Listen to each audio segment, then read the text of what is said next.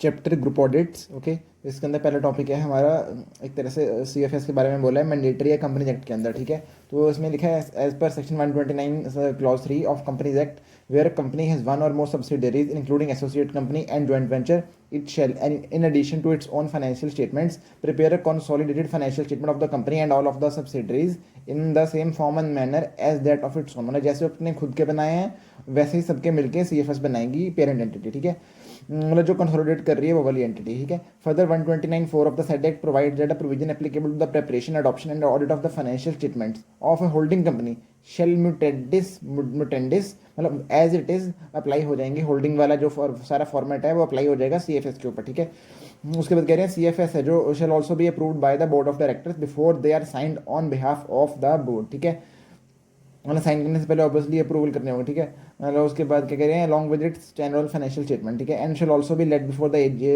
AGM of the company along with the laying of it SFS, that is stand on financial statement के साथ साथ वो भी देना आपको। ठीक है, CFS। ठीक है, उसके बाद कह रहे हैं the company should also attach along with its financial statement separate statement containing the salient features of the financial statement of its subsidiaries in form AOC1।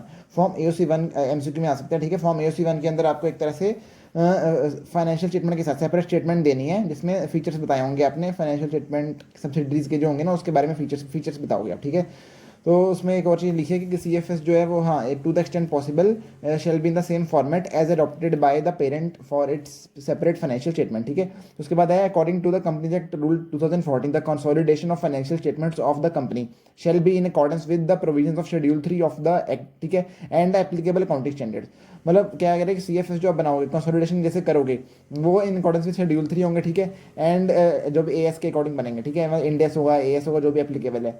उसके बाद है however company which is not required to prepare CFS, जिनको requirement नहीं है CFS की under AS accounting standards की बात हो रही है, it shall be sufficient if the company complies with the provisions of CFS provided in schedule 3। मतलब कह रहे हैं अगर AS के अंदर उसको रिक्वायरमेंट नहीं है CFS बनाने की तो उसको एक तरह से सफिशिएंट मान लेंगे अगर वो एक तरह से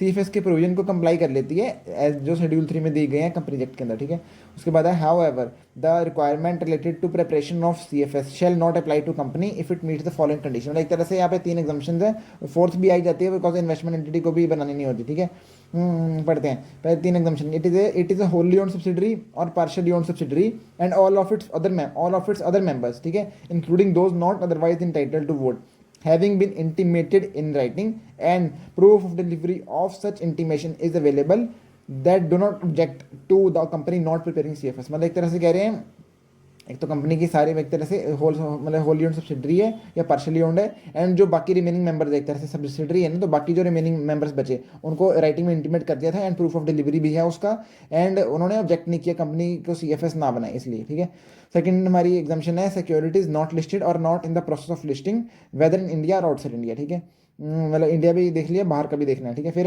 थर्ड है उसका दादा या पापा फाइल करते हैं CFS। दादा या पापा मतलब दादा से हो गया अल्टीमेट होल्डिंग कंपनी एंड पापा से हो गया इंटरमीडिएट होल्डिंग कंपनी। अगर वो CFS फाइल करते हैं तो करंट एंटिटी जिसको हम देख रहे हैं वो CFS नहीं फाइल करेगी। ठीक है, उसके बाद है नेक्स्ट हमारा फोर्थ इन्वेस्टमेंट एंटिटी है। अगर investment entity is required as per index 110 to measure all of its subsidiaries at fair value through P&L that is FPTPL। ठीक है, ये हो गया हमारा पहला टॉपिक। ठीक है, उसके बाद है हाउ एवर, मतलब एक तरह से पढ़ भी लेते हैं आगे, CG और किसी कंपनी को भी एग्जाम्पशन दे सकती है। ठीक है, ये भी लिखा हुआ है इन्होंने। फिर दस the company having subsidiaries which have previously never prepared the CFS must prepare the CFS in adherence with this mandatory requirement। ठीक है, this will provide the holding companies stakeholders more transparency about the company's business, मतलब holding को एक तरह से clarity मिलेगी business के बारे में, ज़्यादा अच्छा पता चलेगा। ठीक है, फिर further N investment entity need not present, अगर वो हमने पढ़ लिया कि FPTPL पे बना रही है तो उसको CFS बनाने की रिक्वायरमेंट नहीं है। ठीक है, फिर इन्वेस्टमेंट एंटिटी का मतलब क्या है? इन्वेस्टमेंट एंटिटी का मतलब है entity that obtains funds from one or more investors for the purpose of providing those investors with investment management services. ठीक है, सेकेंड है वो commits to investors that its business purpose is to invest fund solely for return from capital appreciation or investment income or both. ठीक है, third है measures and evaluates the performance of all investments on a fair value basis. पहले तो हो गया, पहला क्या है उसका पर्पज है कि वो सिर्फ IMS की सर्विस मतलब इन्वेस्टमेंट मैनेजमेंट की सर्विस दे रही है। सेकंड है कमिट करते इन्वेस्टर्स को बिजनेस पर्पज उसका सोलली है कि रिटर्न देगी वो कैपिटल एप्रिसिएशन से एंड इन्वेस्टमेंट इनकम बोथ से। ठीक है, फिर एवेल्यूट करती है फेयर वैल्यू पे सारी इन्वेस्टमेंट्स अपनी, ठीक है। और उसके बाद हमारा however as per para 33 of index 110 the parent of an investment entity, मतलब कह रही है इन्वेस्टमेंट एंटिटी की हमने डेफिनेशन पढ़ी ना, उसकी जो पेरेंट होगी उसको कंसोलिडेट करनी पड़ेगी सारी एंटिटीज दैट वो कंट्रोल जो कंट्रोल करती है वो, including those controlled through an investment entity subsidiary, मतलब समझ लो पेरेंट है, पेरेंट इन्वेस्टमेंट एंटिटी नहीं है, पेरेंट पर जो नीचे कंपनी है वो इन्वेस्टमेंट एंटिटी है, बट तो इन्वेस्टमेंट एंटिटी को तो मतलब एक तरह से करेगी अपने अंदर वो कंसोलिडेट, ठीक है। एंड जो इन्वेस्टमेंट एंटिटी ने कंट्रोल कर रखी है अपने आगे एंटिटीज, उनको भी वो सब मतलब एक तरह से कंसोलिडेट करेगी, अनलेस पेरेंट ही खुद इन्वेस्टमेंट एंटिटी है तो खुद ही बाहर होगी ना अगर वो इन्वेस्टमेंट एंटिटी है, ठीक है। और आगे क्वेश्चन एक दिया हुआ है, उसके अंदर क्या है कि AS21 की एग्जाम्शन बताई है इन्होंने कि टेम्परेरी कंट्रोल की एग्जाम्शन होती है या subsidiaries under severe long term funds transfer restriction, ठीक है। तो उसको पढ़ लेते हैं फटाफट। पेरेंट ने एक्वायर किया 51% शेयर सब्सिडरी के अंदर इस साल के अंदर, ड्यूरिंग द फाइनेंशियल ईयर 20% उसने बेच दिया, ठीक है, पेरेंट ने अपना शेयर सब्सिडरी के अंदर। फिर है parent while preparing the financial for that year and for the next year did not consider the financial statement of subsidiary जो उसने एक्वायर करके बेच दी, ठीक है।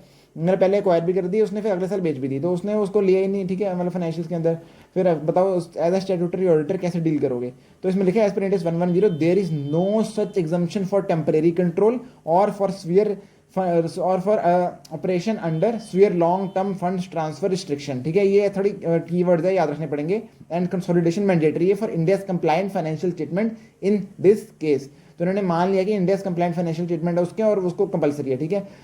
However, as with 129.3, where a company having subsidiaries which is not required to prepare CFS under the applicable accounting standards, it shall be sufficient if the company complies with the provisions of CFS provided in Schedule 3, ठीक है, हमने पढ़ ही लिया था, ठीक है। फिर conclusion है in the given case parent ने एक्वायर किया 51% शेयर इस साल के अंदर, पर उसने अगले साल ही एक तरह से बेच दिया 20% शेयर, बट फिर पेरेंट ने कंसोलिडेट नहीं किया दोनों सालों के अंदर। तो इन्होंने बोला कि intention of parent is quite clear that control was temporary as the former company disposed of the acquired shares in the next year of its purchase.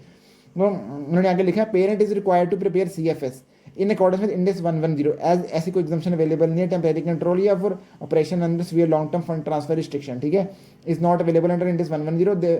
फिर आगे लिखा है इन्होंने para 20 of index 110 states that consolidation of an investee shall begin from the date the investor obtains control of the investee and seize when the investor loses control, मतलब इन्होंने clear answer दिया नहीं है बट दोगलापंथी करके खेल गए, but हमें एक तरह से ये समझ आ गया कि हाँ भाई पेरेंट को करना चाहिए था, हमने वो एजम्पशन ले ली ना कि वो इंडेक्स कंप्लायंट है इसलिए उनको करना चाहिए था, बिकॉज इंडेक्स के अंदर ऐसी कोई एग्जम्पशन नहीं है टेम्परेरी वाली या वो लॉन्ग टर्म वाली, ठीक है, फंड ट्रांसफर। फिर उसके बाद रिस्पॉन्सिबिलिटी ऑफ, अब रट्टे वाले टॉपिक थोड़े फटाफट करेंगे।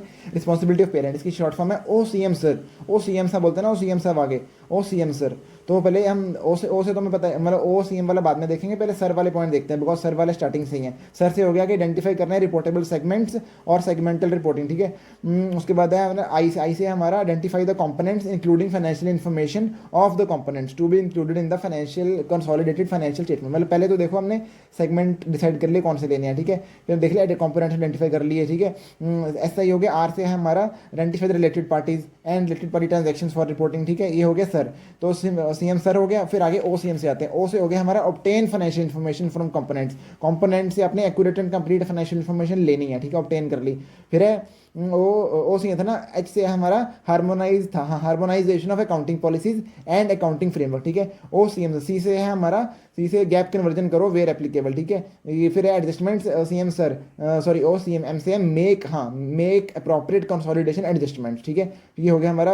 इसके मतलब याद हो गया हमें क्या था, responsibility of parent. Apart from the above the parent ordinarily issues instructions to management of the component and specifying the parent's requirements relating to financial information of the components to be included in the CFS, where instructions ordinarily cover the accounting policy to be applied, ठीक है, statutory and other disclosure requirements applicable to the parent including the identification of and reporting on reportable segments and related party transactions, ठीक है, and reporting time table. ये तो para छोड़ दो, इसको बस पॉइंट्स याद करने हैं। फिर है responsibility of the auditor, auditor की क्या रिस्पॉन्सिबिलिटी है ऑफ द CFS, ठीक है, उसमें लिखा है इन्होंने auditors objectives in an audit of CFS are, क्या इसमें सेटिस्फाई करेगा कि CFS जो है वो prepared in accordance with the requirement of AFRF। ये तो पता ही है उसको यार, उसको इस पहले चीज़ ये देखनी होती है, ऑडिट शुरू करता है कि भाई फाइनेंशियल्स एज पर AFRF बने हैं कि नहीं बने, ठीक है, रिक्वायरमेंट जो उसकी थी।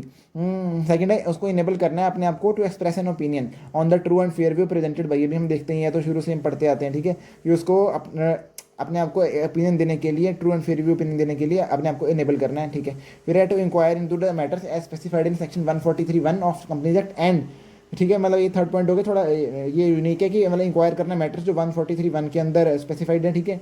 फिर है उसके आगे to report on the matters given in the clauses, मतलब क्लॉजेज तो छोड़ो, हम क्या ही करेंगे याद, report on the matters of section 143(3) of companies act and for the matters under section 143(3) to comment on the matters, मतलब ये तो शायद सेक्शन वाला है, पॉइंट्स को छोड़ दो, ये याद नहीं हो पाएगा, ठीक है। फिर auditor should also validate the requirement of preparation of CFS of the company as per applicable financial reporting framework, AFRF के रिगार्डिंग देखो कि इनको रिक्वायरमेंट है भी है या नहीं है, कैसी CFS की रिक्वायरमेंट लगती है इनके ऊपर।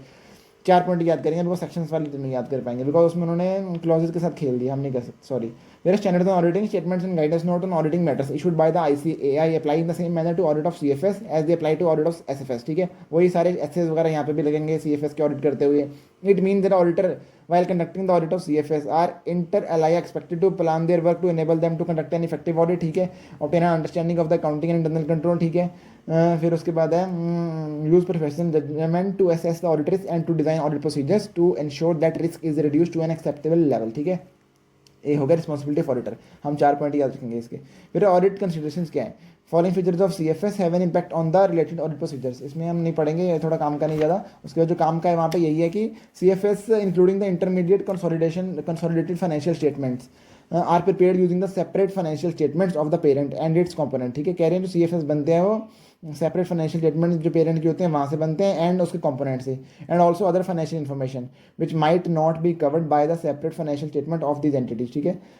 फिर है उसके अंदर कह रहे हैं अदर इन्फॉर्मेशन भी हो सकती है जो कवर नहीं होगी सेपरेट फाइनेंशियल्स के अंदर, वो भी CFS के अंदर आती है। तो कह रहे हैं अदर इन्फॉर्मेशन वुड इंक्लूड, क्या क्या आएगा अदर इन्फॉर्मेशन जो एक तरह से ऑडिटर उसमें डालेगा ना। तो पहला तो इसके अंदर disclosures to be made in the CFS about the components, जो कंपोनेंट्स के बारे में ऑडिटर डिस्क्लोजर देगा, ठीक है, CFS के अंदर। फिर सेकंड चीज़ है proportion of items included in CFS to which different accounting policy have been applied, obviously ये तो ध्यान रखेगा ना कि जो भी आइटम्स CFS के अंदर है उनके ऊपर किसी के ऊपर अगर डिफरेंट अकाउंटिंग पॉलिसी लगी है वो भी बताएगा वो, ठीक है। फिर third adjustments made for effects of significant transactions और other events that occur between financial statements of parent and components. हो सकता है ना कि यार जरूरी थोड़ी सारे कंपोनेंट्स भी पेरेंट भी सब सेम डेट पे फाइनेंशियल दे दें, ऐसा तो हो ही नहीं सकता, ठीक है। ये तो लक से हो जाए, ठीक है।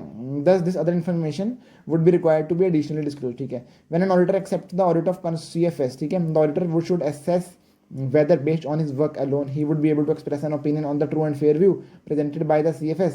Whereas if the auditor is of the view that his own participation may not be enough or sufficient, he should consider using the work of other auditors, that is he will apply the SS 600 on this place. आगे इन्होंने लिखा है कि such other auditors might be the statutory auditors of the separate financial statement of one or more of the components or the auditors appointed specifically for assisting the auditors of the CFS, ठीक है।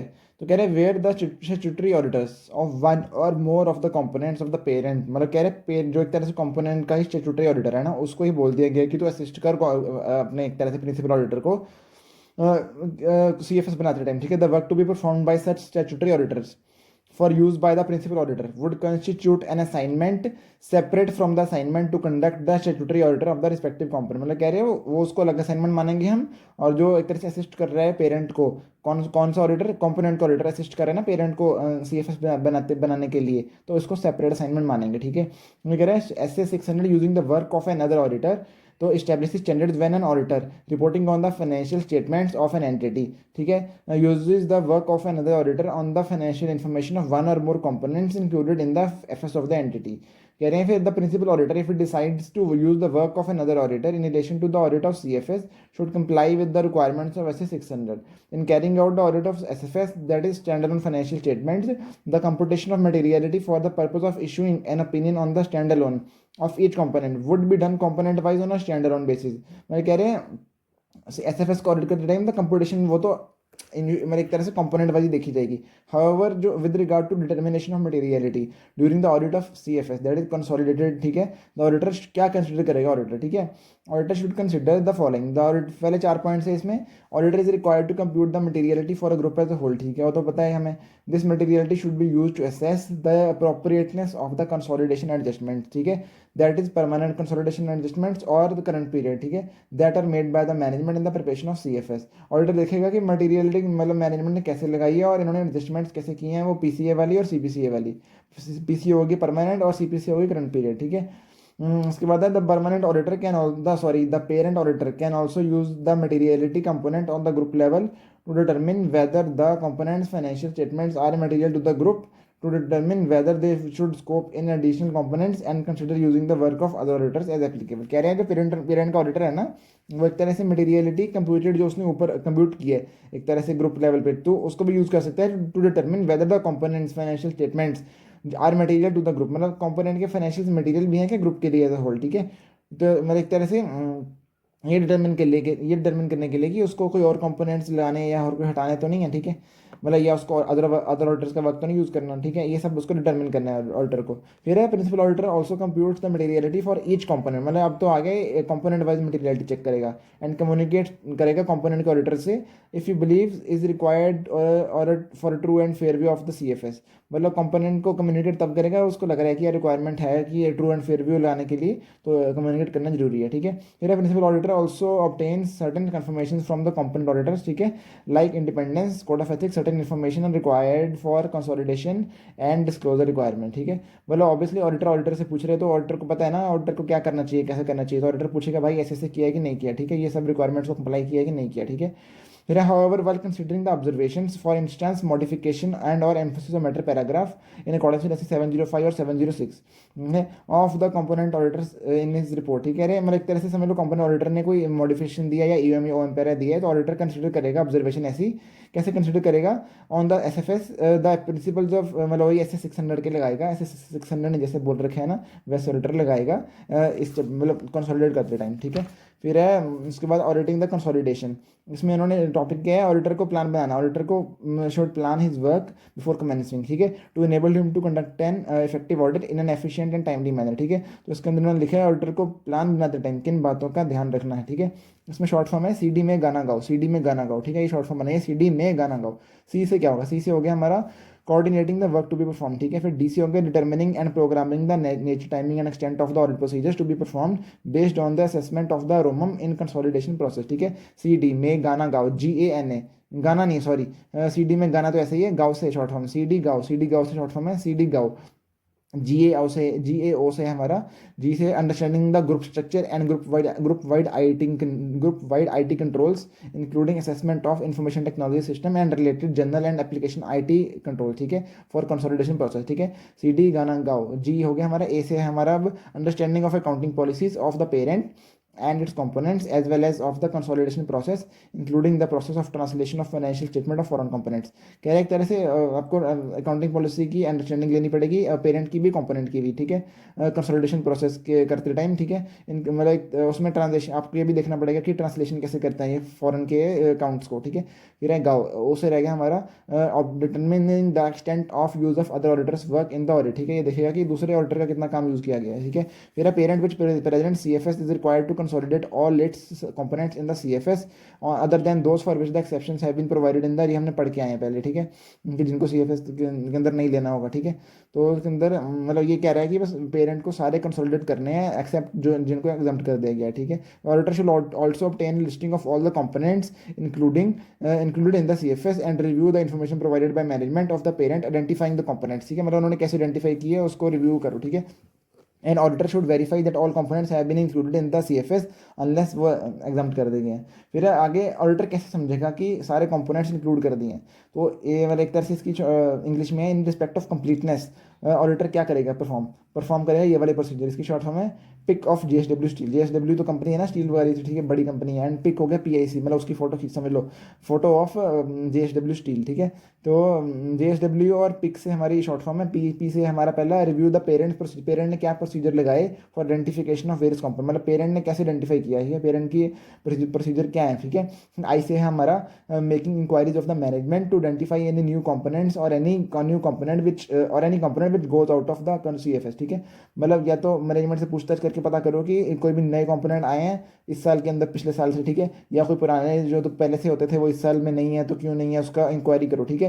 Pick C से हमारा identify the changes in the share holding that might have taken place during the reporting period, मतलब share holding में कोई changes हुई हैं तो वो बताओ हमें, ठीक है। पिक पहला हमारा था पेरेंट्स के प्रोसीजर देखिए हमने, फिर I से इंक्वायरी की हमने मैनेजमेंट के लिए कि जो भी नए आए हैं या जो पुराने निकल गए हैं, ठीक है। C से हमने देखा शेयर होल्डिंग में वो चेंजेस हुई हैं या नहीं हुई हैं, ठीक है। पिक ऑफ JSW, जे से हमारा जजमेंट से होगा शायद, हाँ जे नहीं, जजमेंट नहीं है, review the joint ventures and joint arrangement as applicable, ये भी देखना, ठीक है। ऐसे है हमारा review the statutory records maintain by the parent, for example register maintain करना होता है ना शायद 186 और 190 के अंदर कंपनी एक्ट के अंदर, ठीक है, वो चेक करो, ठीक है। जैसे था हमारा, हमने जॉइंट वेंचर्स और जॉइंट अरेंजमेंट को देखा, फिर ऐसे देखा हमने स्टैट्यूटरी रिकॉर्ड्स देख लिए, ठीक है, जैसे 186 और 190 और कंपनी एक्ट, ठीक है।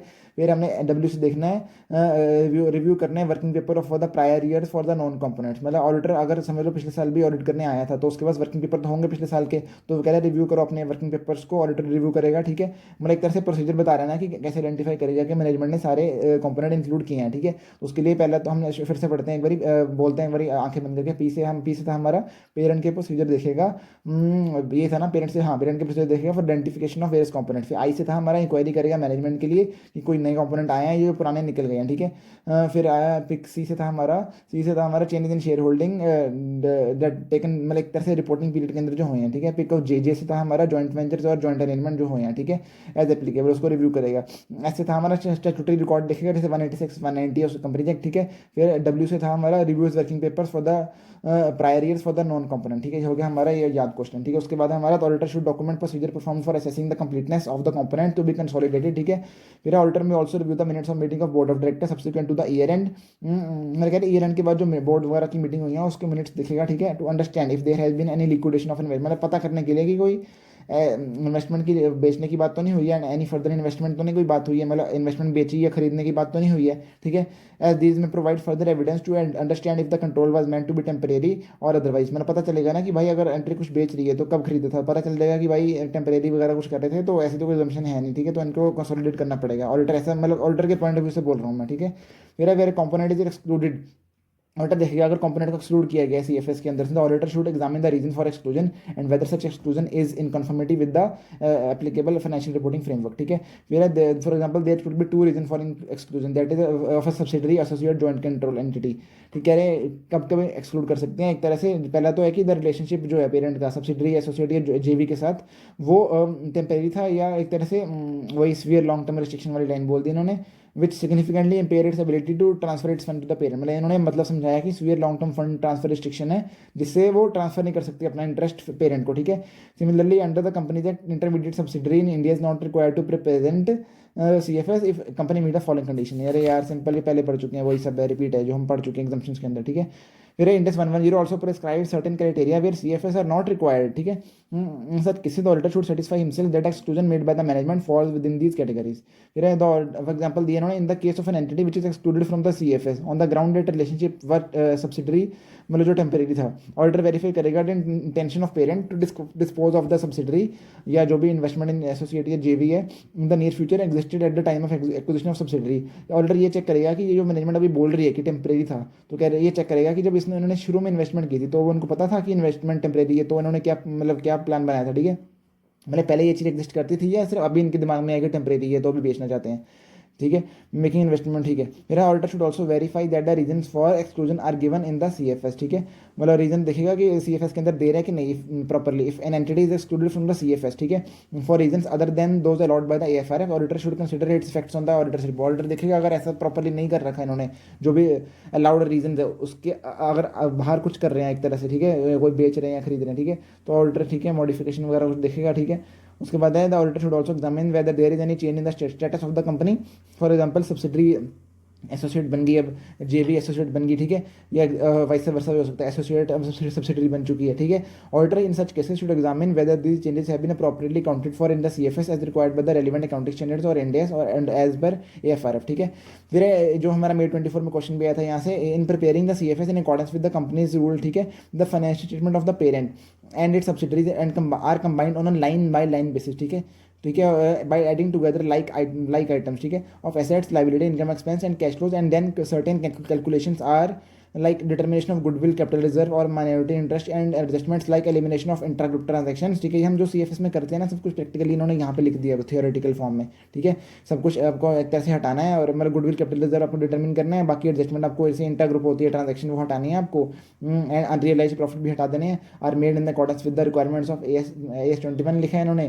ठीक है, एंड इक्विटी मतलब एक तरह से इन्वेस्टमेंट इन एसोसिएट्स एज पर AS23। ठीक है, सर AS की बात की है यहाँ पे। ठीक है, बिकॉज AS की बात हो रही है ना, उसके बाद इन्होंने इंडियस की बात आगे की है। ठीक है, बिकॉज ये अकाउंटिंग रूल्स है वो शायद इंडियस के अलग रूल्स हैं। ठीक है, ये रूल्स 2006 के हैं अकाउंटिंग स्टैंडर्ड्स वाले, वो है 2015 वाले इंडियस वाले, वो अलग से हैं। ठीक है, फिर इसके बाद है वो ये जॉइंट वेंचर की इंडस AS27 के रिकॉर्डिंग हुई है। वे फिर many of the procedure appropriate for the application of equity method and the PSNA that is proportionate consolidation method are similar to the consolidation procedure set out in the accounting standard. ठीक है, 21 that is CFS। ठीक है, बस हम पढ़ते हैं इंडेस में क्या होगा। इंडेस में देखो the financial statement of the parent and the subsidiaries are combined as per the Ind AS 110 that is CFS on a line by line basis पे कंबाइन होते हैं। ठीक है, as per Ind AS 110 by adding together like items of asset liability income expense and cash flow. ठीक है, फिर related goodwill capital reserve or gain on मतलब वो GBP निकालता है ना, GBP और NCI is determined as per 103। ठीक है, ये पता ही हमें प्रैक्टिकली पता है, बस थ्योरी में लिखने में फटती है थोड़ी। ठीक है, फिर business combination involving in entities और businesses under common control shall be accounted for using the pooling of interest method under Ind AS 103। ठीक है,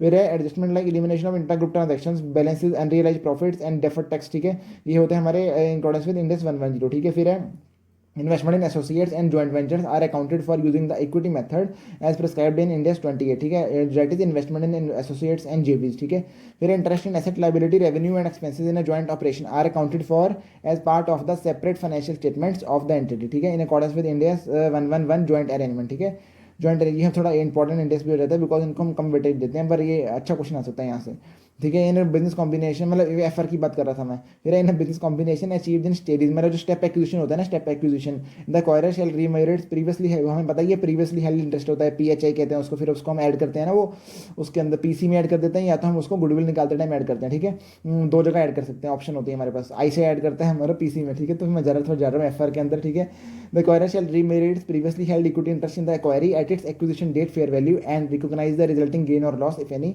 इन प्रॉफिट और लॉस और other comprehensive income as appropriate in the accordance with Ind AS 103। ठीक है, तो उसके बाद ऑडिटर के वेरीफाई करेगा that adjustments warranted by the relevant accounting standards under the AFRF have been made wherever required और and have been appropriately approved by the management of the parent. कह रहे हैं जो एक तरह से ऑडिटर वेरीफाई करेगा जो एडजस्टमेंट्स जो AS या इंडेस बोलते हैं। ठीक है, वो एंटिटी ने कर रखी है एंड प्रॉपर्ली अप्रूव हो रखी है मैनेजमेंट से। ठीक है, मतलब adjustments made plus properly approved है। ठीक है, फिर preparation of the CFS gives rise to permanent consolidation adjustments and current period consolidation adjustment. ठीक है, तो ऑडिटर को चेक करना है कि ये सब उन्होंने कर रखा है। Auditor should also pay attention two of balance sheet entities which sometimes do not qualify for the definition of subsidiaries. However, the parent might have transferred risks of various business ventures to these entities। कह रहे हैं ऐसे भी देख लो, और कोई of balance sheet entities होते हैं जो वैसे बहुत छोटी लगती हैं, बट बिकॉज वो समटाइम क्वालिफाई नहीं करती सब्सिडरी के वो उसको एक तरह से लिमिट को, बट पेरेंट मतलब पेरेंट ने ऐसा कुछ रिस्क ट्रांसफर किया हो सकता है, मतलब कोई भी ऐसा कुछ बिजनेस वेंचर का रिस्क ट्रांसफर किया जा सकता है ऐसी एंटिटीज़ को। ठीक है, तो उसको ध्यान रखो। फर्दर उन्होंने बोला है कि डिफेक्टो कंट्रोल होता है, डिफेक्टो कंट्रोल को भी कंसिडर करना है CFS बनाते टाइम। ठीक है, डिफेक्टो कंट्रोल का मतलब बोला है इन्होंने कि it means an investor with less than the majority of the voting rights has the practical ability to direct the relevant activity unilaterally. मतलब उसके पास भाई इतनी मतलब लिखता है कि उसके पास है नहीं औकात करने की, बट प्रैक्टिकली वो बहुत कुछ कर सकता है उसके लिए, मतलब पूरा डिसीजन चेंज कर सकता है। ठीक है, फिर है उसके बाद स्पेशल कंसिडरेशन, मतलब उसके बाद है PCA और CPC आ जाती हैं। ठीक है, PCA क्या हो गया, परमानेंट कंसोलिडेशन एडजस्टमेंट। ठीक है, permanent consolidation adjustments are those adjustments that are made only on the first occasion of और subsequent occasions in which there is a change in the share holding. कह रहे हैं ये या तो फर्स्ट ओकेजन पे होंगे या सब्सिक्वेंट ओकेजन पे होंगे जहाँ पे भी शेयर होल्डिंग में चेंज हो रहा है। ठीक है, of a particular entity which is consolidated. ठीक है, फिर PCA क्या होते हैं, PCA are determination of goodwill और capital reserve as per applicable accounting standard. ठीक है, सेकंड है determination of amount of equity attributable to minority और नॉन कंट्रोलिंग इंटरेस्ट। ठीक है, उसके बाद the auditor should verify that the above calculations have been made appropriately. ठीक है, ऑडिटर को वेरीफाई करना है जो अबव कैलकुलेशन है, जो एक तरह से कौन सी कैलकुलेशन जहाँ पे भी कोई सब्सिक्वेंट या कोई फर्स्ट ओकेजन पे शेयर होल्डिंग की चेंज हुई है तो ये कैलकुलेशंस वगैरह प्रॉपर्ली कर रखी हैं। तो ऑडिटर क्या देखिए, auditor should pay particular attention to the determination of pre acquisition reserves of the components.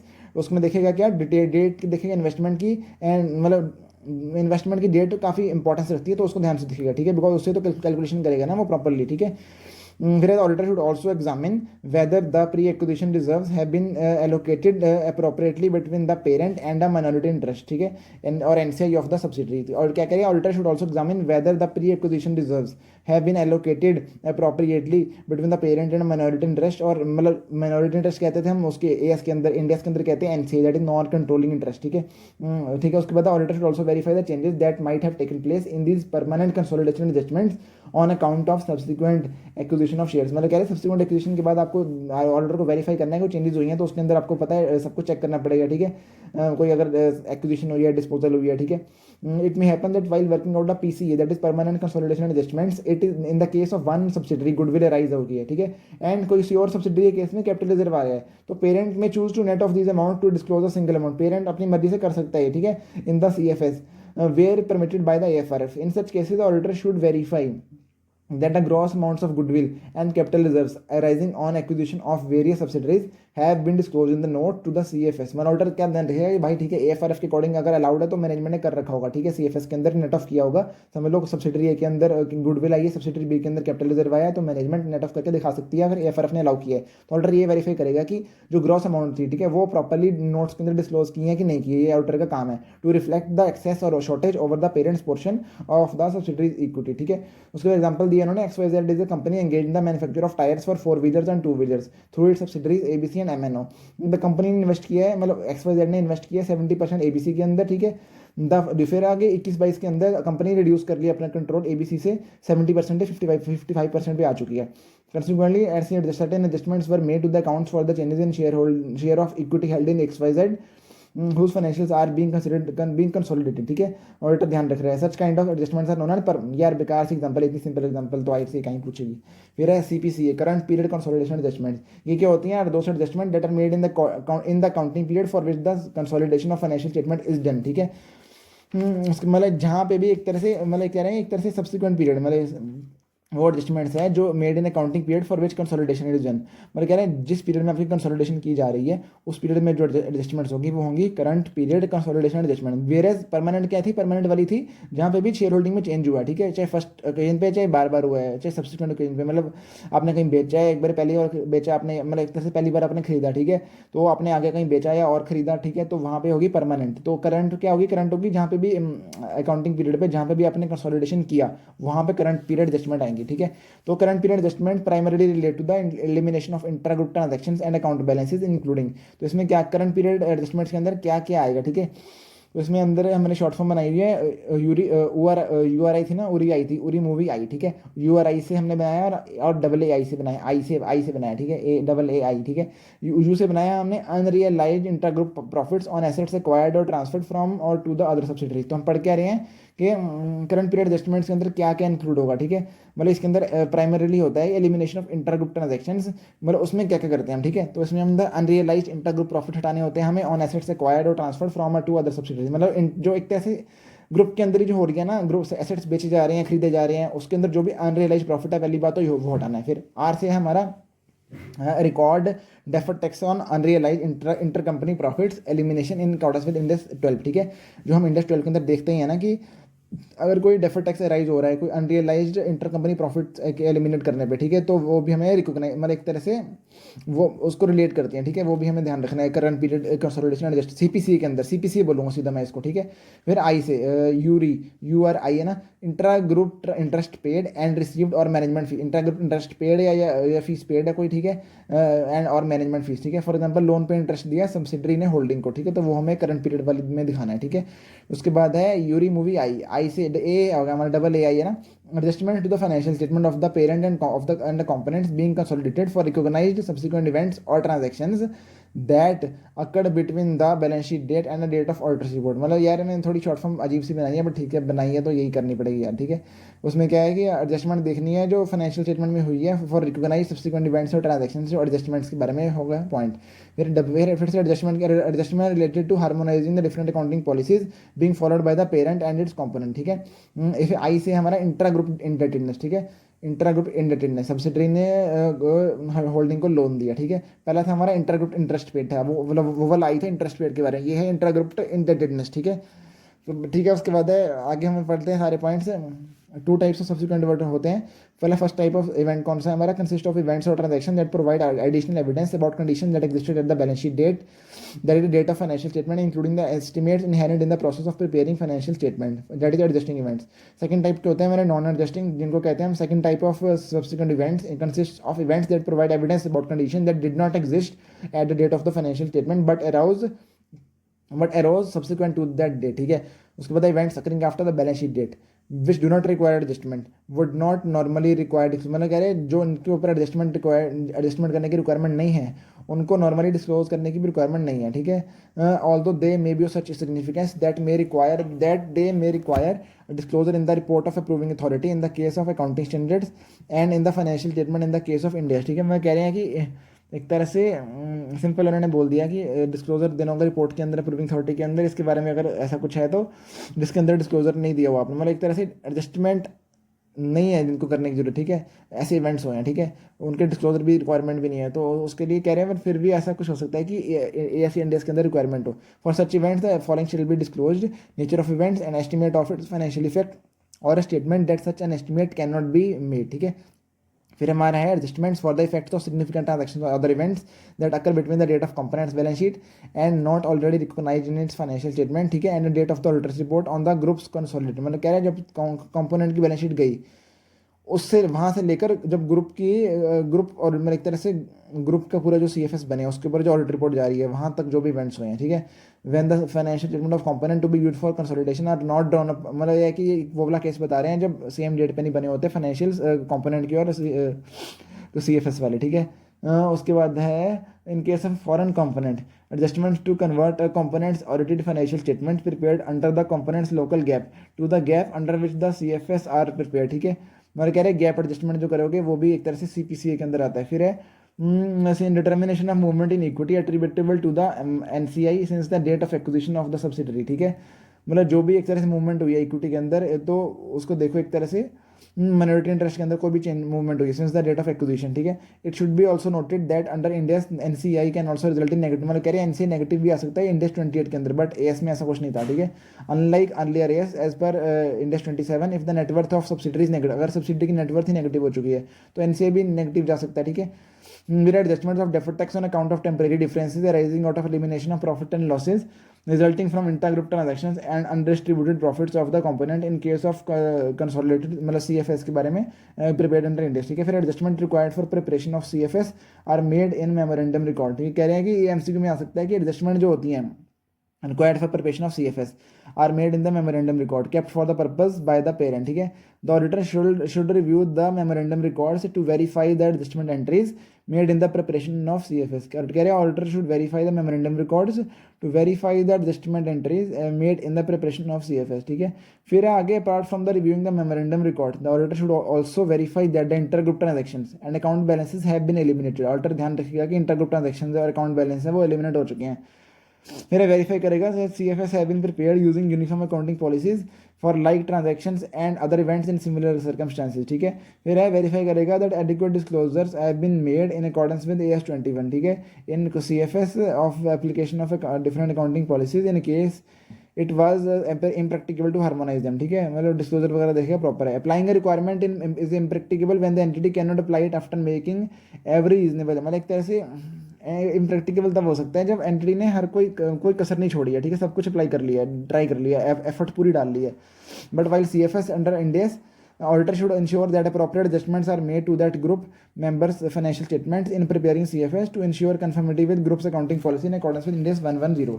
ठीक है, तो उसके बाद है verify the adjustments made to harmonize the different accounting policy including adjustment made by management to convert a component financial statement, मतलब एक तरह से component का जो गैप है वहाँ से कन्वर्ट करो पेरेंट के गैप के अंदर, पेरेंट मतलब CFS जहाँ बन रहे हैं उस गैप के अंदर।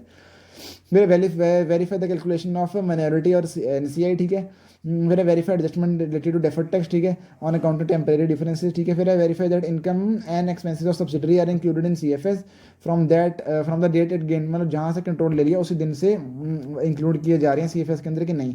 ठीक है, ये वेरीफाई करेगा until the date when the entity ceases to control the subsidiary and further such income and expenses are based on the amounts of the assets and liabilities recognised in the CFS at the acquisition date. ठीक है, फिर है आगे, the auditor should gain an understanding of the procedures adopted by the management of the enterprise to make the above mentioned adjustment, ठीक है।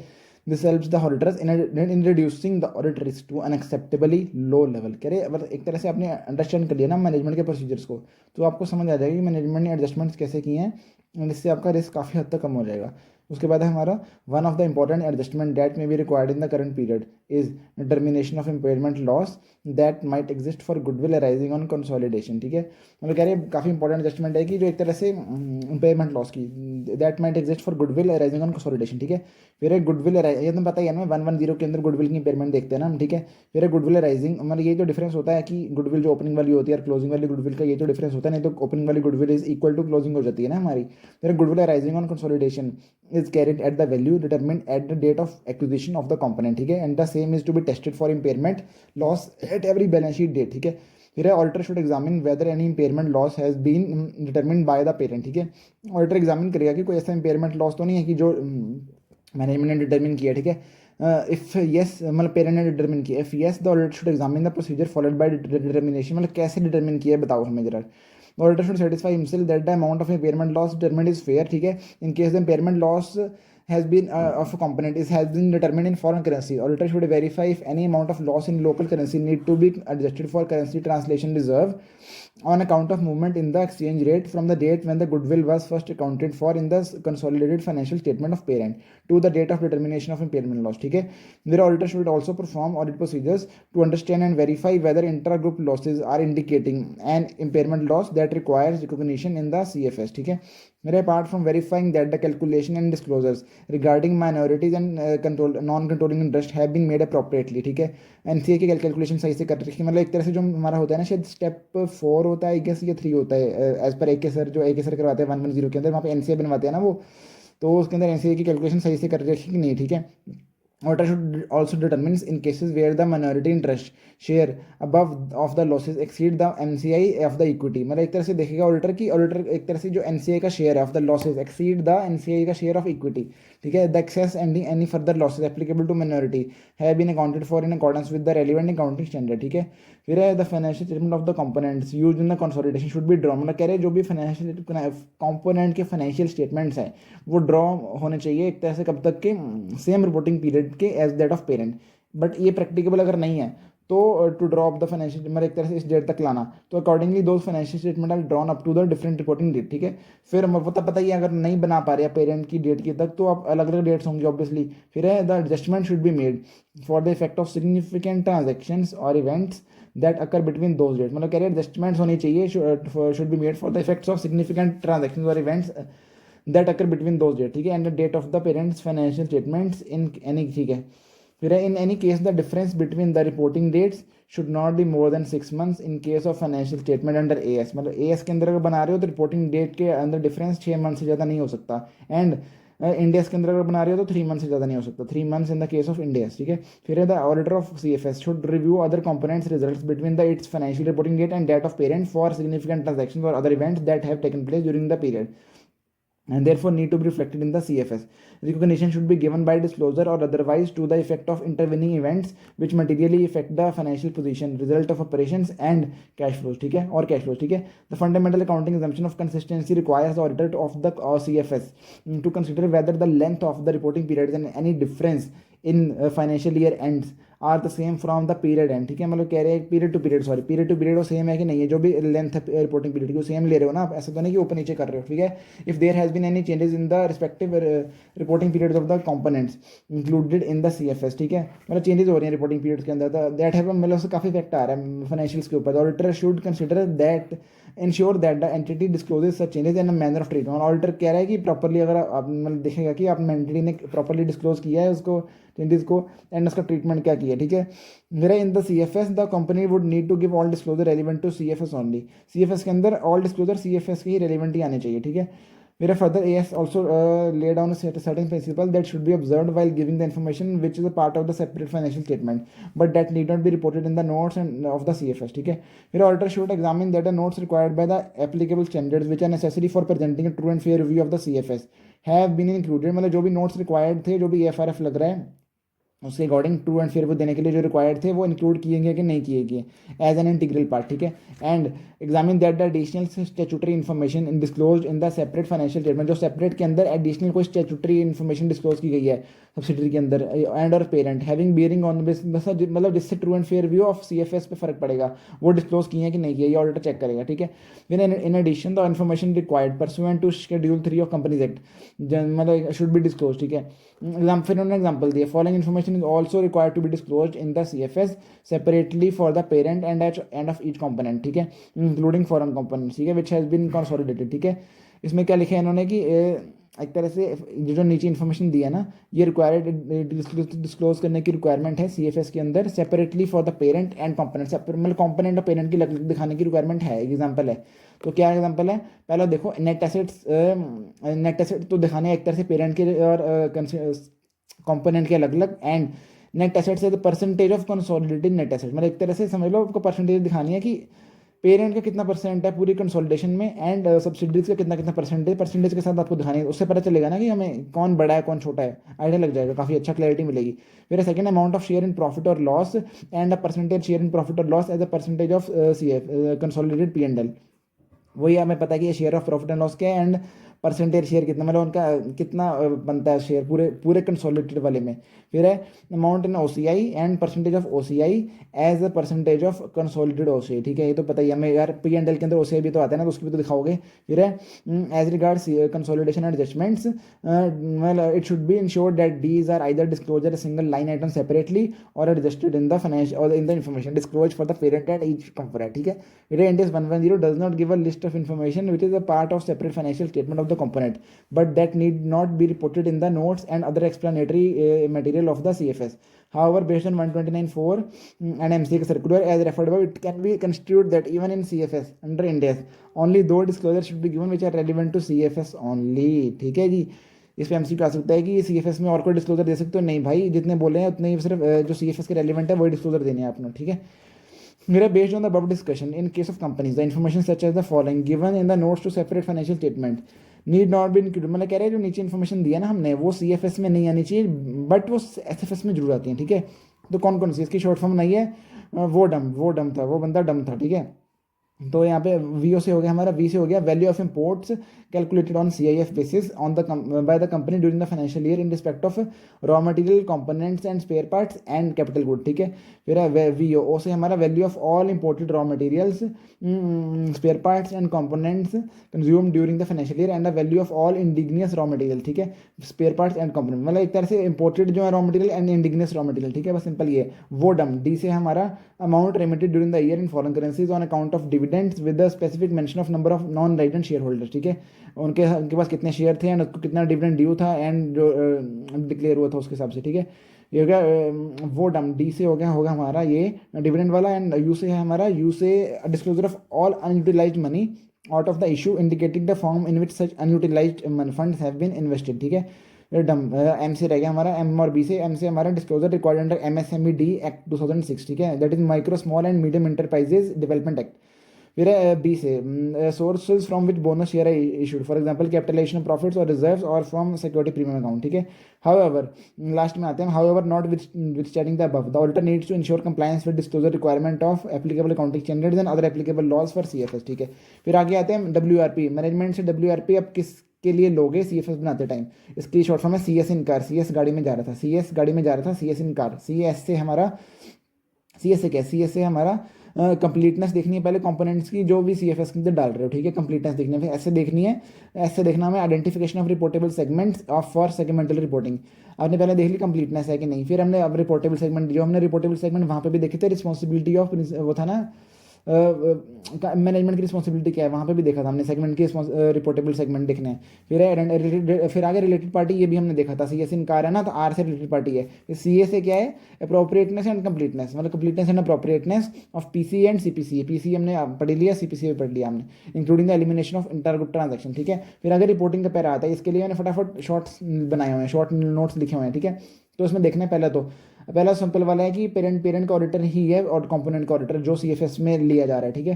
तो उसमें क्या करेगा, पेरेंट देखेगा, वेदर ऑडिटर देखेगा कि PP जो फॉलो हुए हैं, प्रिंसिपल एंड प्रोसीजर्स फॉलोड मतलब फॉलो हुए हैं कि नहीं है, ठीक है, एज लॉर्ड मतलब एक तरह से जो एएस के अंदर लिखे हैं फॉलो हुए कि नहीं, फिर अगर नहीं हुए फिर मॉडिफाई करेगा ऑडिटर, और मतलब देखेगा मॉडिफिकेशन की रिक्वायरमेंट है क्या नहीं, फिर क्यों करेगा मॉडिफिकेशन, टू मेक अवेयर मतलब to make aware of such deviation, मतलब यूजर्स को पता चल जाए कि ऐसा ऐसा कुछ हो रखा है। मतलब इन्होंने चाहिए तो ऑडिटर सेम ही मतलब ऑडिटर नहीं मतलब कह रहे हैं कि जो भी पेरेंट का ऑडिटर है वही हाँ ऑडिटर है हमारा कंपोनेंट का। तो यहाँ पे ऑडिटर चेक करेगा कि प्रिंसिपल प्रोसीजर जो लगाए हैं वो प्रॉपर्ली फॉलो हुए हैं कि नहीं है कंपोनेंट के अंदर, ठीक है। तो ये अगर नहीं हुआ है तो ऑडिटर मॉडिफिकेशन देगा, मैं पता नहीं क्यों कंफ्यूज हो रहा हूँ, ठीक है। फिर है auditor should issue an audit report expressing an opinion whether the CFS have given true and fair view of the state of affairs of the group, ठीक है, as to the balance sheet date and as to whether C F मतलब let consolidated P and L, ठीक है, P and L के बारे में gives true and fair view for the period under audit, ठीक है। फिर है whether the where the CFS include a cash flow statement, auditor should also give the opinion on true and fair view of cash flows presented by CFS, ठीक है। उसके बाद है parent का ऑडिटर, ऑडिटर नहीं है कंपोनेंट का, मतलब कंपोनेंट का ऑडिटर लगे पेरेंट का ऑडिटर लगे, तो यहाँ पे क्या करेगा, consider the requirement of 600 necessary to make reference to, मतलब फिर देखिएगा अदर ऑडिटर को रेफरेंस देना जरूरी है कि नहीं है। फिर देखिएगा disclose clearly magnitude of portion audited by other auditor, ठीक है, स्टेट एग्रीगेट अमाउंट एग्रीगेट रुपये अमाउंट और percentage of auditor percentage of, एक सेकंड देखिए, परसेंटेज ऑफ और total assets revenue and cash flows of company included components included in the CFS not audited by parent, में ये clearly बताएगा, ठीक है। This should also be presented before giving effect to PC and CPCA plus reference to other auditor नहीं देना, ठीक है, मतलब सॉरी रेफरेंस का मतलब यार क्या बोल रहा हूँ, reference to other auditor is not equal to, मतलब इसका मतलब ये नहीं है कि हम क्वालिफिकेशन कर रहे हैं, but rather an indication of division of मतलब ये बताना चाह रहे हैं कि भाई हमने उसके काम पे रिलाई किया है एंड हम बता रहे हैं क्लियरली कि हम डिवीजन ऑफ रिस्पॉन्सिबिलिटी बता रहे हैं कि हमने उस पर काम नहीं किया है, उसके ऊपर बस कंपोनेंट नहीं किया, ठीक है। उसके बाद चलते हैं हम ओ एम पैरा के अंदर बताएगा ऑडिटर ये चीज़, ठीक है। उसके बाद है हमारा when the component auditor report on financial statement under an accounting framework different from that of parent, मतलब कह रहे कंपोनेंट का ऑडिटर अलग फाइनेंशियल रिपोर्टिंग फ्रेमवर्क के अंदर बना रहे हैं अपने फाइनेंशियल्स, बट पेरेंट्स के तो अलग हैं, ठीक है। तो यहाँ पे क्या करेगा, तो पेरेंट की मैनेजमेंट करेगी कन्वर्जन करेगी, ठीक है, from component framework to consolidation वाला फ्रेमवर्क, ठीक है। तो conversion and adjustments audited by principal auditor, मतलब जो कन्वर्जन एंड एडजस्टमेंट होगी प्रिंसिपल ऑडिटर ऑडिट करेगा to ensure financial information of components is suitable and appropriate for the purpose of consolidation, ठीक है।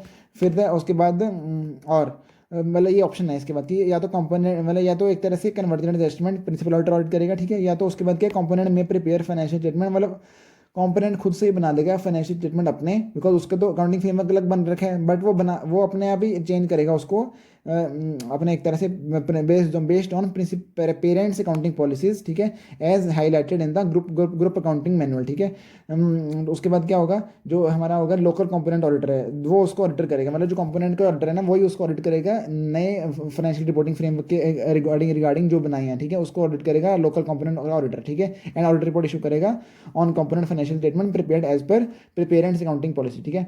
फिर then parent auditor will perform procedures to determine compliance of parent accounting policies with gap of parent to make that information directly usable and relevant, ठीक है।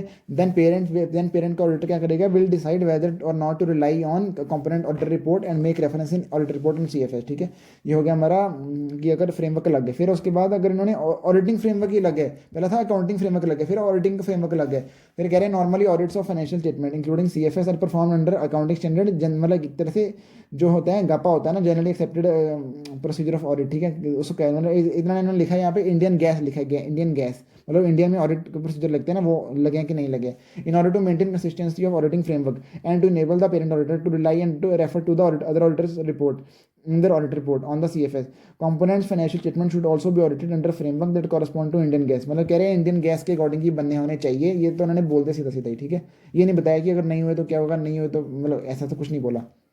फिर है last में तो सबसे ऐसा केस है कि कंपोनेंट का ऑडिट हो ही नहीं रखा, फिर generally the financial statement of all the components जो भी सीएफएस में आ रहे हैं वो ऑडिटेड होने चाहिए या सब्जेक्ट टू ऑडिट प्रोसीजर होने चाहिए in the context of multi location group audit, ठीक है।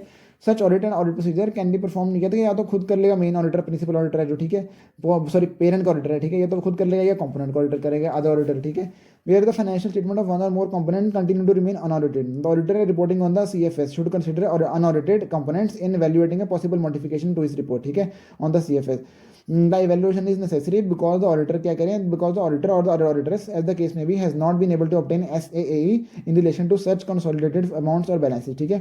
In such cases the auditor should evaluate both qualitative and quantitative factors on the possible effect of such amounts remaining unaudited when reporting on the consolidated financial statement using the guidance provided in SS 705. ये हो गया हमारा पूरा का पूरा chapter खत्म। अब हमें करने हैं क्वेश्चन इसके डिस्कस। तो क्वेश्चन पहले तो बहुत इजी है, उसमें उन्होंने पूछा है कंप्लीटनेस के बारे में हम पढ़ चुके हैं, पिक ऑफ जीएसडब्ल्यू स्टील, ठीक है। उसके बाद हमने पढ़ना है क्या, इसके बाद सेकंड क्वेश्चन है। सेकंड क्वेश्चन में क्या है, इन्होंने बोला कि डब्ल्यूआरपी किसके लिए लोगे, वहाँ पे हम शॉर्ट फॉर्म पढ़ चुके हैं सीएस इन कार, ठीक है। कंप्लीटनेस हो गया, उसमें सेगमेंट्स जो आइडेंटिफाई किए हैं, रिपोर्टेबल सेगमेंट है, एंड कंप्लीटनेस एंड एक्यूरेसी देखनी थी, ठीक है। यही था ना शायद, हाँ यही था शायद, कोई नहीं, अब इसको मैं इस ऑडियो के अंदर नहीं ले रहा है इसको, बिकॉज हम पढ़ चुके हैं। फिर टेस्ट अंडरस्टैंडिंग क्वेश्चन 3। इस क्वेश्चन में क्या बताया गया है कि एक तो ऐसे कोई बंदा ऑडिट करने गया है, ठीक है। थर्ड क्वेश्चन है टेस्ट अंडरस्टैंडिंग वाला, उसमें क्या है, उसमें 2 सब्सिडरीज है ना, कह रहे हैं वो आउटसाइड इंडिया है, ठीक है। और उनके जो अकाउंट्स बने हैं ना, वो ऑडिट हो रखे हैं उस कंट्री के अकाउंटिंग स्टैंडर्ड्स के अकॉर्डिंग, ठीक है। एंड जो उनके अकाउंटिंग मतलब एक तरह से फाइनेंशियल स्टेटमेंट बने हैं, वो भी उनके उसी अकाउंटिंग स्टैंडर्ड के अकॉर्डिंग बने हैं जो उस कंट्री को बिलोंग करते हैं। Where and how such information should be included in the independent auditors report on CFS of the company. Okay, पढ़ते हैं इसका आंसर। अच्छा क्वेश्चन है काफ़ी, एकदम दिमाग में आंसर नहीं आ सकता। In a case where the parent auditor is not the auditor of all the component included in the CFS, then as prescribed in SS 706, auditor considered it necessary to make reference to the audit of the other auditors. Auditor's report on the CFS should disclose clearly the magnitude of the portion of the FS audited by the other auditors, ठीक है। This may be done by stating the aggregate rupee amounts or percentage of total assets, revenue and cash flows of component included in the CFS, not audited by the parent auditor, ठीक है। वगैरह it should be included in the other matter paragraph of the independent auditors report, ठीक है। कह रहे इसमें ओएम पारा बनेगा, ओएम पारा ने बना के दे दिया है, तो पढ़ते हैं फटाफट। फिर इसमें लिखे उन्होंने ओएम पारा में, we did not audit the financial statement and other financial information in respect of 8 subsidiaries whose financial statement include total asset of this जो क्वेश्चन में दे रखा है, and total revenue of this and net cash flow outflow of this for this year ended this. These financial statements and other financial information have been audited by other auditors, and such other financial information have been furnished to us by management of the holding company, ठीक है। Our opinion on the CFS in so far as it relates to the amounts and disclosures included in respect of these subsidiaries and joint ventures, and our report in terms of subsection this of 143 of Act in so far as it relates to the aforesaid subsidiaries is based solely on reports of the auditors. फिर लिखा आगे, 2 of these subsidiaries are located outside India whose financials and other financial information have been prepared in accordance with accounting principles generally accepted in their respective countries. ये question की बात आप कर रहे हैं, and which have been audited by other auditors, ठीक है, under the gap, मतलब एक तरह से जो उनकी कंट्री में लगता है। Holding companies management has converted the financial statement of subsidiaries, मतलब होल्डिंग ने कन्वर्ट करके दे दी हमें from accounting principles generally accepted in the respective country to accounting principles generally accepted in India, ठीक है। गैप कन्वर्जन कर दिया मतलब। फिर we have audited this conversion adjustments made by the holding companies management. Our opinion so far as it relates to the balances and affairs of such subsidiaries is based on the report of the other auditors and conversion adjustment prepared by management of holding company and audited by us. Our opinion on the CFS and our report on other legal and regulatory requirements is not modified in respect of the above matters with respect to our reliance on the work done and the reports of the other auditors and the financial statement and other financial information certified by management, ठीक है। तो ये हो गया हमारा question खत्म। अगला question है, उसमें टेस्ट नॉलेज वाला 5th क्वेश्चन है। तो इसमें क्या है, आर एक तरह से ऑन करती है एस को। उन्होंने बोला है कि हम सब्सिक्वेंट डिस्पोजल के लिए इसको मतलब ऑन कर रहे हैं, तो कह रहे हैं कि CFS बना देना, हम इसको एक्सक्लूड कर देते हैं। तो बताओ हम कैसे डील करेंगे। तो एज पर इंडेक्स 110 हमें पता है कि ऐसी कोई एग्जम्पशन नहीं है टेम्परेरी कंट्रोल वाली या control under severe long term fund transfer restriction, ठीक है। देयरफॉर बिकॉज इंडेक्स 110 में लिखा है कि कंसोलिडेशन इन्वेस्टी का तब से शुरू हो जाएगा जब से उसने एक्वायर मतलब इन्वेस्टर ने कंट्रोल ऑब्टेन किया, एंड सीज हो जाएगा जब कंट्रोल खत्म हो जाता है। बट कह रहे हैं हाउएवर 129 सेक्शन है जो कंपनी एक्ट का, वो बोलता है कि where company having subsidiary which is not required to prepare CFS under the AS, मतलब एक तरह से पहले इंडियाज की बात कर दी फिर AS की बात कर दी, अगर उनका सफिशिएंट कंप्लायंस होगा अगर वो शेड्यूल 3 से कंप्लाई कर लेते हैं। फिर in the given case R की इंटेंशन है dispose of the share in near futures as वो एक तरह से held in stock in trade है, ठीक है। And it is quite clear that control is temporary, therefore R is limited is required to prepare CFS in accordance with Ind AS exemption for temporary control is not available. इन्होंने conclusion दे दिया पर India's के according, but ऊपर दोनों का ही लिख दिया। दोगलापंथी करते हैं ना, कितना गुस्सा चढ़ता है। नेक्स्ट क्वेश्चन है, 6th क्वेश्चन, उसमें उन्होंने लिखा है कि ए लिमिटेड 10% वोटिंग पावर होल्ड करती है बी के ऊपर, बट कह रहे हैं उसके बोर्ड ऑफ डायरेक्टर्स के ऊपर कंट्रोल होल्ड करती है। तो एक तरह से डिफेक्टिव कंट्रोल होगा ना, डिफेक्टिव कंट्रोल के बारे में लिखेंगे। तो कह रहे हैं वाइल प्लानिंग द ऑडिट कैसे कंसिडर करोगे आप इसको, ठीक है। तो उन्होंने लिखा है 10% वोटिंग पावर के बारे में। In this case A limited holds only 10% but has control. In such case A limited shall be considered as parent of B, मतलब कह रहे हैं ए को पेरेंट मान लेंगे बिकॉज वो कंट्रोल कर सकती है उसकी बोर्ड ऑफ डायरेक्टर्स को, ठीक है। देयरफॉर बी को कंसोलिडेट करना पड़ेगा ए को अपने अंदर, ठीक है, एज अ सब्सिडरी। फिर ऑडिटर को should verify A Limited is management assessment of having control in B Limited despite having only 10% as per the requirement of Ind AS 110. Auditor would need to verify as to how A Limited controls the auditor देखेगा कैसे control करते हो आप एक तरह से board of directors को और कॉरस्पॉन्डिंग गवर्निंग बॉडी, ठीक है, ऑडिटर को ये वेरीफाई करना पड़ेगा, ठीक है। और उसके बाद there can be various mean, मतलब इन्होंने काफी लेंथी लिख दिया है, there can be various means by which such control can be establish in this regard auditor में verify the minutes of board meeting and share holder agreement देखेगा, ठीक है, एग्रीमेंट विद बी लिमिटेड देखेगा, ठीक है। और उसके बाद है to which the parent might have provided any technology and know how, मतलब एक तरह से होगा ना कि पेरेंट ने ऐसा कुछ दिया होगा टेक्नोलॉजी नो हाउ जिससे कंट्रोल कर सकता हो, ठीक है। फिर further the auditor should verify that adjustments warranted by Ind AS 110 have been made, ठीक है, वेयर एवर रिक्वायर्ड, मतलब एक तरह से या तो पीसीए सीपीसी कर रखी है उन्होंने। Auditor should make plan among other things for the understanding of accounting policies of the A limited and B limited and determining and programming the NTE of the audit procedure to be perform. फिर उन्होंने 550 की बात कर दी, अच्छी बात है, ये तो दिमाग में आया नहीं था। और duties of auditor with regard to reporting of transaction with any other related parties are given in SA 550 as per ऐसे 550। Auditor would review the information provided by the management of the entity, identifying the name of all known RPRTs, related parties, a person or other entity that has control or significant influence, directly or indirectly through one or more intermediaries, over the reporting entity are considered as related parties. We are informing an opinion on the financial statement. Auditor shall evaluate whether the identified RPRTs have been appropriately accounted for and disclosed in accordance with Ind AS 110 and Schedule 3, and whether the effects of the RPRTs prevent the financial statement from achieving true and fair representation, मतलब एक तरह से fair presentation framework में, and cause the financial statement to be misleading, ठीक है। बस auditor को ध्यान रखना है। अच्छा लिखा क्वेश्चन, आंसर अच्छा है। उसके बाद जो क्वेश्चन है ना नेक्स्ट, उसमें उन्होंने क्या बोला है कि एक तरह से सेम क्वेश्चन है फिफ्थ क्वेश्चन के जैसा ही, उन्होंने सब्सिक्वेंट डिस्पोजल के लिए मतलब एक तरह से एक्वायर किया है, ठीक है। तो बट इसमें इन्होंने CFS नहीं बनाए हैं, उसमें भी नहीं बनाए थे, ठीक है। तो सेम क्वेश्चन है बट इन्होंने आंसर यहाँ पे अच्छा दिया, तो पढ़ते हैं। यहाँ पे इन्होंने सेम वही लिखे पहले कि इंड AS 110 की वो टेम्परेरी कंट्रोल वाला कुछ नहीं होता एंड कोई स्फीयर लॉन्ग टर्म वाली वो होते नहीं है, इसमें एक एग्जाम्पशन, ठीक है।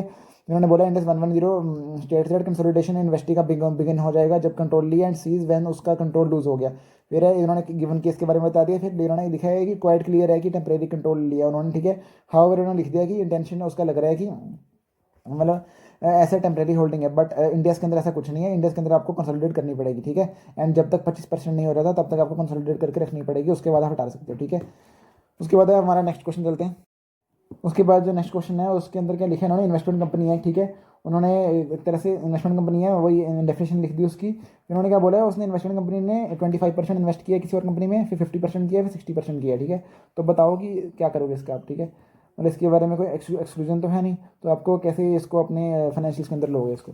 तो उसके अंदर इन्होंने क्वेश्चन आंसर लिखा है 9th क्वेश्चन का, मतलब इन्होंने CFS के पहले लिख दिया कि according to 129(3) where company has one or more subsidiaries including associate company and joint venture, it shall in addition to its own financial statements prepare a CFS of the company and all of its subsidiaries in the same form and manner as that of its own, ठीक है। फिर लिखे further as per company's rule the CFS of the company shall be made in accordance with the provisions of Schedule 3, ठीक है। However, company it is not required to prepare CFS under the AS. It shall be sufficient if the company complies with the provisions of CFS provided in Schedule 3. However, in लिखा investment entity need not present CFS if it is required in accordance with Ind AS 110 to measure all of its subsidiaries at fair value through P&L, that is FVTPL, ठीक है। Whereas parent shall determine whether it is an investment entity. Whereas investment entity की definition दी है इन्होंने, फिर लिखे in the given case H Limited is an investment entity preparing its financial as per this and the company ने ऐसे invest किया है। फिर लिखा है इन्होंने in view of the provision discussion 110 the company is not required to prepare CFS, however for the compliance of companies rule it shall be sufficient the company complies with provision of CFS of schedule 3। Thus, it can be concluded that ultimate authority on consolidation is AS or Ind AS as prescribed by a law, and if there comes some exemption, it should be followed. If out of exemption some subsidiaries are not consolidated, then list should be disclosed in notes to account with reason, ठीक है। Chapter के अंदर बस ये important question थे, बाकी तो question मतलब एक ही आंसर लिखा जा सकता है बिकॉज समझ आ रहे हैं क्वेश्चन, तो उसकी भी 1-2 क्वेश्चन है उनकी लैंग्वेज खुद से पढ़नी पड़ेगी, ठीक है। ये होती है हमारी पूरी ग्रुप ऑडिट यहाँ पे खत्म।